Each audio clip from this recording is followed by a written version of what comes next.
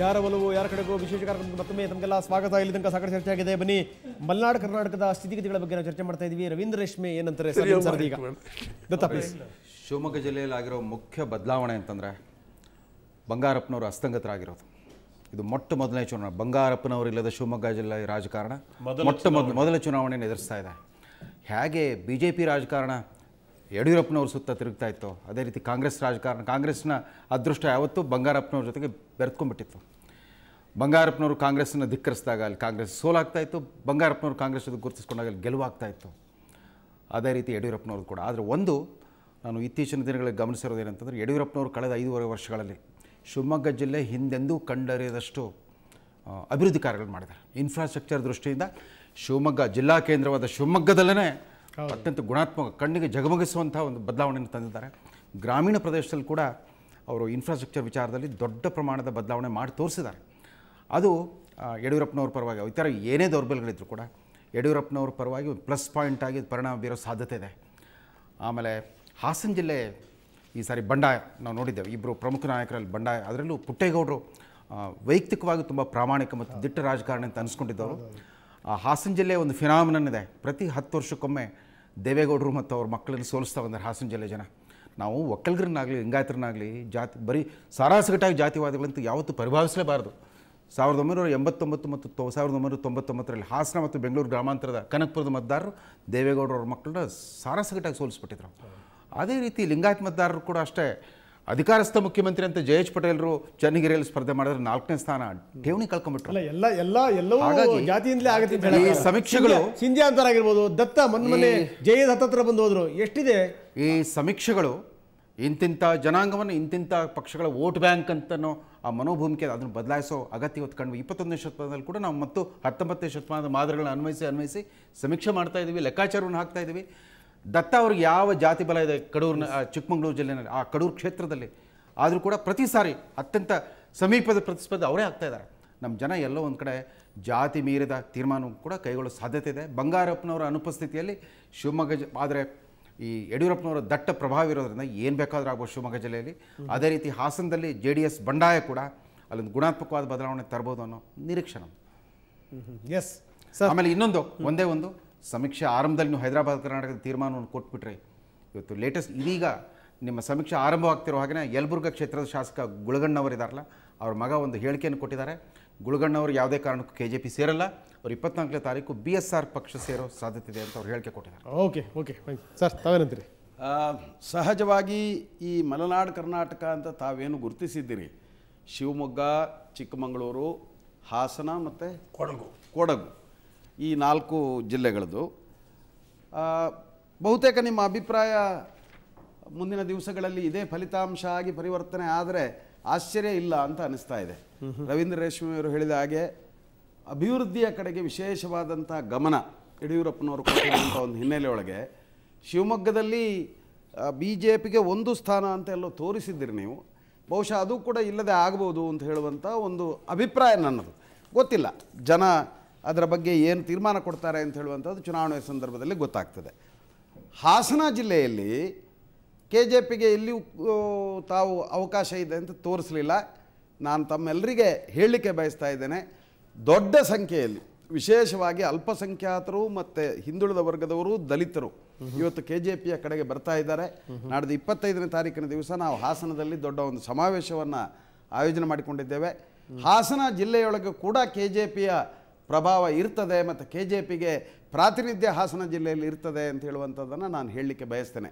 ಅದನ್ನೆಲ್ಲ ನೋಡಿದರೆ ಮಲೆನಾಡು ಕರ್ನಾಟಕ ಭಾಗದಲ್ಲಿ ಕೂಡ KJP ತನ್ನ ಪ್ರಾಬಲ್ಯವನ್ನು ಮೆರಿತಿದೆ. ಈಗಾಗಲೇ ತೋರಿಸಿದಾಗ ಈ ಥರ ಎಲ್ಲ ಪಕ್ಷಗಳಿಗಿಂತ ನಾವು ಮುಂದೆ ಇದ್ದೇವೆ, ಇನ್ನೂ ಅದನ್ನು ವೃದ್ಧಿ ಮಾಡಿಕೊಂಡು ಹೋಗ್ತೇವೆ ಅಂತ ಹೇಳುವಂಥದ್ದು ಬಹುಶಃ ಈ ಒಂದು ಸಮೀಕ್ಷೆಯ ಮೂಲಕ ಜನರಿಗೆ ಸ್ಪಷ್ಟವಾದಂಥ ಮನವರಿಕೆ ಆಗ್ತಾ ಇದೆ. ನೋಡಿ, ಒಂದು ಲಾಭ ಇದರಿಂದ ಆಗ್ಬೋದು, ನಷ್ಟದ ಬಗ್ಗೆನೂ ಆಗ ಮಾತಾಡಿದೆವು. ಇದೊಂದು ರೀತಿಯ ಪೂರ್ವ ಸೂಚನೆ ಅಂತ ಹೇಳಿ ಇನ್ನೂ ಒಂಥರದ ಪೋಲರೈಸೇಷನ್ ಆಗುವಂಥ ಒಂದು ಸ್ಥಿತಿ ಅದು ಬರ್ಬೋದು. ಇಂಥ ಪಕ್ಷಕ್ಕೆ ಹೆಚ್ಚು ಅವಕಾಶ ಇದೆ ಅಂತ ಹೇಳುವಂಥ ದೃಷ್ಟಿಯ ಒಳಗೆ. ಮತ್ತು ಇನ್ನೂ ಕೂಡ ಕರ್ನಾಟಕದ ಮುಖ್ಯಮಂತ್ರಿ ಯಾರಾಗ್ಬೋದು ಆ ಪ್ರಶ್ನೆ ನೀವು ಕೇಳಲೇ ಇಲ್ಲ ರಂಗನಾಥ್. ನೀವು ಕೇಳಿದ್ದು ಕೇವಲ ಕಾಂಗ್ರೆಸ್ನಲ್ಲಿ ಯಾರು ಮುಖ್ಯಮಂತ್ರಿ ಆಗ್ಬೋದು ಅಂತ ಕೇಳಿದ್ದೀರಿ. ಬಹುಶಃ ಪಕ್ಷಾತೀತವಾಗಿ ಕರ್ನಾಟಕದಲ್ಲಿ ಯಾರು ಮುಖ್ಯಮಂತ್ರಿ ಆಗಬಹುದು ಅಂತ ಹೇಳ್ತಾ ಇದ್ರೆ ಮುಂದಿನ ಇನ್ನೂ ಹೆಚ್ಚಿನ ಮುಂದಿನ ಸಮೀಕ್ಷೆಯಲ್ಲಿ ಅದು ಮಾಡಬೇಡಿ, ಖಂಡಿತ ವರದಿ ಬರಬಹುದಿತ್ತು ಅಂತ ನನ್ನ ಅನಿಸಿಕೆ. ಮತ್ತಷ್ಟು ನಿಮ್ಮ ಜೊತೆ ಮಾತಾಡ್ತೀನಿ. ಬನ್ನಿ, ಈಗ ಕರಾವಳಿ ಕರ್ನಾಟಕದ ಸ್ಥಿತಿಗತಿಗಳೇನು ನೋಡೋಣ ಬನ್ನಿ.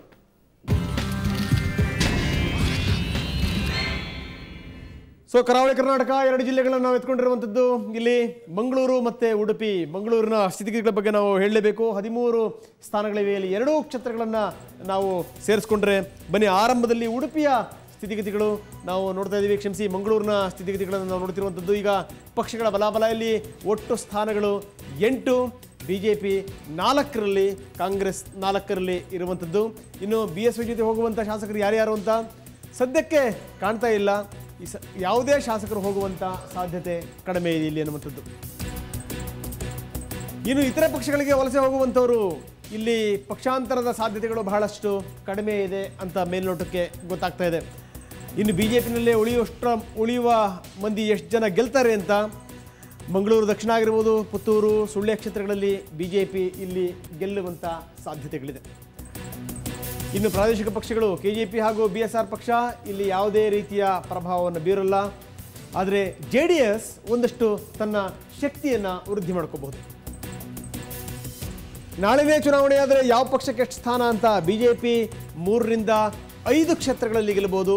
ಕಾಂಗ್ರೆಸ್ 3ರಿಂದ 6 ಕ್ಷೇತ್ರಗಳಲ್ಲಿ ತನ್ನ ಪ್ರಾಬಲ್ಯವನ್ನು ಸಾಧಿಸಬಹುದು. BSYಗೆ ಯಾವುದಾದ್ರೂ ರೀತಿಯಲ್ಲಿ ಅನ್ಯಾಯ ಆಗಿದೆಯಾ ಅನ್ನುವಂಥ ಅನುಭವನೆ ಇಲ್ಲಿ ಖಂಡಿತವಾಗಲೂ ಇಲ್ಲ. ಕರಾವಳಿ ಹೇಳಿ ಕೇಳಿ BJPಯ ಭದ್ರಕೋಟೆ. ಇಲ್ಲಿ ಯಡಿಯೂರಪ್ಪನವ್ರ ಬಗ್ಗೆ ಅನುಕಂಪ ಖಂಡಿತವಾಗಲೂ ಇಲ್ಲ. ಯಾವ ಜಾತಿ ಮತದಾರರು ಯಾವ ಕಡೆಗೆ, ಬಿಲ್ಲವ, ಗೌಡ, ಸಾರಸ್ವತ, ಬ್ರಾಹ್ಮಣರ ಮತಗಳು BJP ಕಡೆಗೆ ಒಲವನ್ನು ತೋರಿಸಿದರೆ, ಬಂಟ, ಮಗುವೀರ ಸಮುದಾಯದ ಮತಗಳು BJP ಕಡೆಗೆ ಬರ್ತವೆ. ಜೊತೆಗೆ ಕಾಂಗ್ರೆಸ್ನಲ್ಲೂ ಕೂಡ ಈ ಮತಗಳು ವಿಭಜನೆಯನ್ನು ಆಗಬಹುದು. ಇನ್ನು ಅಹಿಂದ ಮತದಾರರು, ಬಹುತೇಕ ಅಹಿಂದ ಮತದಾರರು ಕಾಂಗ್ರೆಸ್ನ ಕಡೆಗೆ ಇದ್ದಾರೆ.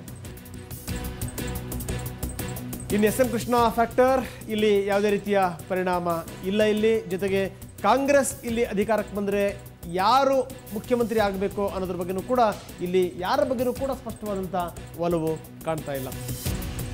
ಮತದಾರರಲ್ಲಿ ಚರ್ಚೆ ಆಗ್ತಿರುವಂಥ ಪ್ರಮುಖ ವಿಷಯಗಳು ಅಂದರೆ ಹಿಂದುತ್ವ, ಲವ್ ಜಿಹಾದ್, ಗೋಹತ್ಯೆ ಪ್ರಕರಣಗಳು, ಕರಾವಳಿಯಲ್ಲಿ ಗದ್ದಲದ ಪ್ರಕರಣಗಳು, ಅಭಿವೃದ್ಧಿ ಮತ್ತು ಭ್ರಷ್ಟಾಚಾರ, ಇವೆಲ್ಲ ವಿಚಾರಗಳು ಇಲ್ಲಿ ಪ್ರಮುಖವಾಗಿ ಚರ್ಚೆಯಲ್ಲಿರುವಂಥ ಸಂಗತಿಗಳು. ಇನ್ನು ಉಡುಪಿ, ಕರಾವಳಿ ಜಿಲ್ಲೆ ಆಗಿರುವಂಥ ಉಡುಪಿಯ ಸ್ಥಿತಿಗತಿಗಳೇನು ನೋಡೋಣ ಬನ್ನಿ ಒಂದಿಷ್ಟು ಗ್ರಾಫಿಕ್ಸ್ ಮುಖಾಂತರ. ಇಲ್ಲಿ ಪಕ್ಷಗಳ ಬಲಾಬಲ ಎಷ್ಟಿದೆ, ಒಟ್ಟು ಸ್ಥಾನಗಳು 5, BJP 4ರಲ್ಲಿ ಜಯಗಳಿಸಿತ್ತು, ಕಾಂಗ್ರೆಸ್ 1 ಕ್ಷೇತ್ರದಲ್ಲಿ ಜಯಗಳಿಸಿತ್ತು. ಈ ಬಾರಿ ಒಂದಷ್ಟು ಸ್ಥಿತಿಗತಿಗಳು ಏರ್ಪೇರ್ ಆಗುವಂಥ ಸಾಧ್ಯತೆಗಳಿದೆ. ಬೈಂದೂರು ಶಾಸಕ ಲಕ್ಷ್ಮೀನಾರಾಯಣ KJPಗೆ ಹೋಗುವಂಥ ಎಲ್ಲ ಸಾಧ್ಯತೆಗಳು ಕಾಣ್ತಾ ಇದೆ. ಇನ್ನು ಇತರ ಪಕ್ಷಗಳಿಗೆ ವಲಸೆ ಹೋಗುವಂಥವ್ರು ಸದ್ಯಕ್ಕೆ ಅವರೊಬ್ಬರನ್ನು ಬಿಟ್ಟರೆ ಬೇರೆ ಯಾರೂ ಕೂಡ ಕಾಣ್ತಾ ಇಲ್ಲ. BJPನಲ್ಲೇ ಉಳಿಯೋರಲ್ಲಿ 8 ಮಂದಿ ಗೆಲ್ತಾರೆ ಅಂತ, 2 ಗೆಲ್ಲಬಹುದು. ಲಾಲಾಜಿ ಮೆಂಡನ್ ಮತ್ತು ರಘುಪತಿ ಭಟ್ ಗೆಲ್ಲುವಂಥ ಸಾಧ್ಯತೆಗಳಿದೆ ಮೇಲ್ನೋಟಕ್ಕೆ. ಇನ್ನು ಪ್ರಾದೇಶಿಕ ಪಕ್ಷಗಳ ಪ್ರಾಬಲ್ಯ ಇಲ್ಲಿ ಕಡಿಮೆ. ಒಂದು ವೇಳೆ ಹಾಲಾಡಿ ಏನಾದರೂ KJP ಸೇರಿದರೆ KJPಯ ಬಲ ಒಂದಷ್ಟು ಹೆಚ್ಚಾಗಬಹುದು. ನಾಳಿನೇ ಚುನಾವಣೆ ಆದರೆ ಯಾವ ಪಕ್ಷಕ್ಕೆ ಎಷ್ಟು ಸ್ಥಾನ ಅಂತ BJP ನೋಡಿ 1ರಿಂದ 2 ಕ್ಷೇತ್ರಗಳಲ್ಲಿ ಗೆಲ್ಲಬಹುದು, ಕಾಂಗ್ರೆಸ್ 2ರಿಂದ 3. ಇನ್ನು ಕೆಲ ಜನಗಳಿದ್ದಾರೆ, ಹಾಲಾಡಿ ಶ್ರೀನಿವಾಸ್ ಶೆಟ್ಟಿ ಅವರು ಯಾವ ಪಕ್ಷದಿಂದ ಸ್ಪರ್ಧೆ ಮಾಡಿದರೂ ಕೂಡ ಗೆಲ್ಲುವಂಥ ಸಾಧ್ಯತೆಗಳಿದೆ. ಅವರ ಒಂದು ವೈಯಕ್ತಿಕ ವರ್ಚಸ್ಸು ಆಗಿದೆ. ಇನ್ನು BJPಯಿಂದ ಅನ್ಯಾಯ ಆಗಿದೆ ಅಂತ ಹೇಳೋರ ಸಂಖ್ಯೆ, ಯಡಿಯೂರಪ್ಪನವ್ರಿಗೆ ಅನ್ಯಾಯ ಆಗಿದೆ ಅಂತ ಹೇಳೋರ ಸಂಖ್ಯೆ ಕಡಿಮೆ ಇದೆ.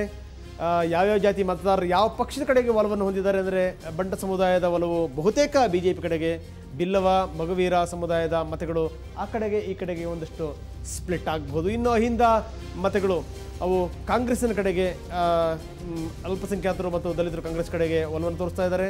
ಹಿಂದುಳಿದ ವರ್ಗದ ಮತಗಳು 2 ಪಕ್ಷದ ಕಡೆಗೆ ಹಂಚಿಕೆ ಆಗಬಹುದು. SM ಕೃಷ್ಣ ಅವರ ಮಟ್ಟಿಗೆ ಸ್ವಲ್ಪ ಒಂದಷ್ಟು ಧನಾತ್ಮಕ ಒಂದು ಪರಿಣಾಮ ಆಗುತ್ತೆ ಅನ್ನುವಂಥ ಮನೋಭಾವನೆ ವ್ಯಕ್ತವಾಗಿದೆ. ಆದರೆ ಎಲ್ಲೋ ಕಡೆಗೆ CM ಯಾರಾಗಬೇಕು ಕಾಂಗ್ರೆಸ್ ಬಂದರೆ ಅಂತಂದರೆ ಸಿದ್ದರಾಮಯ್ಯನವರು ಆಗಬೇಕು ಅನ್ನುವಂಥ ಜನಗಳು ಕೂಡ ಇದ್ದಾರೆ.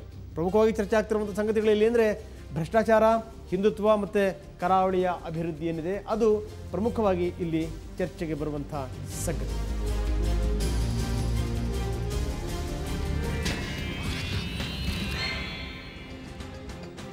ಸೊ ಇದು ಕರಾವಳಿ ಕರ್ನಾಟಕದ ಸ್ಥಿತಿಗತಿಗಳು. ನಾವು ಕರಾವಳಿ ಕರ್ನಾಟಕದ ಬಗ್ಗೆ ಚರ್ಚೆ ಮಾಡ್ತಾ ಇದ್ವಿ. ಇಲ್ಲಿ ಎತ್ಕೊಂಡಿರುವಂಥದ್ದು 2 ಜಿಲ್ಲೆಗಳು, ಒಂದು ಮಂಗಳೂರು ಮತ್ತು ಮತ್ತೊಂದು ಉಡುಪಿ.